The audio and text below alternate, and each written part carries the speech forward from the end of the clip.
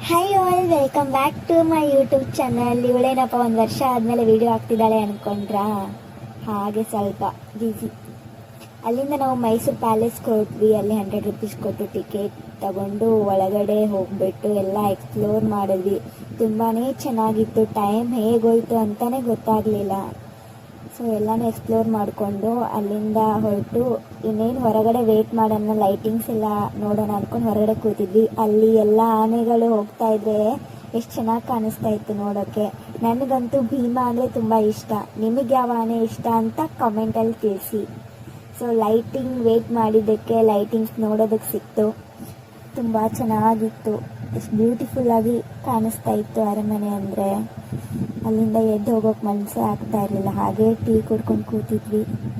So ಅದನ್ನೇ ನೋಡಿಕೊಂಡು 20 minutes ಅಲ್ಲೇ ಟೈಮ್ ಸ್ಪೆಂಡ್ ಮಾಡಿದ್ವಿ. ಸೊ ಹಾಗೆ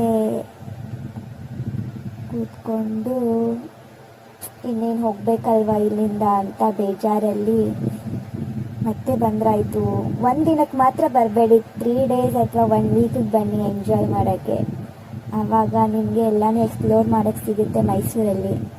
ನಾವು ಬಂದಿದ್ದೆ 1 ದಿನ ಅಲ್ವಾ, ಸೊ ಹೋಗಲಿ ಅಂತ ಹೆಂಗೋ ಯೋಚನೆ ಮಾಡ್ತಾ ಇದ್ವಿ. ಸೊ ಅದ್ರ ಮುಂದೆ ಯಾವುದೋ ಒಂದು ಪೂಜೆ ನಡೀತಾ ಇತ್ತು, ಪಲ್ಲಕ್ಕಿ ಎಲ್ಲ ಇತ್ತು. ಅದ್ರ ಬಗ್ಗೆ ನಂಗೆ ಸ್ವಲ್ಪನೂ ಐಡಿಯಾ ಇಲ್ಲ. ನಿಮಗೇನಾದರೂ ಈ ಪಲ್ಲಕ್ಕಿ ಬಗ್ಗೆ ಐಡಿಯಾ ಇದ್ದರೆ ಪ್ಲೀಸ್ ನನಗೆ ಕಾಮೆಂಟ್ ಸೆಕ್ಷನಲ್ಲಿ ತಿಳಿಸಿ. ನೋಡೋಕೆ ಮಾತ್ರ ತುಂಬ ಚೆನ್ನಾಗಿ ಕಾಣಿಸ್ತಾ ಇತ್ತು. ಆ ಅರಮನೆ ಲೈಟಿಂಗ್ಸ್ಗೂ ಇವರು ಈ ಪಲ್ಲಕ್ಕಿ ತಗೊಂಬರೋದಕ್ಕೂ ತುಂಬಾ ಖುಷಿ ಆಯಿತು.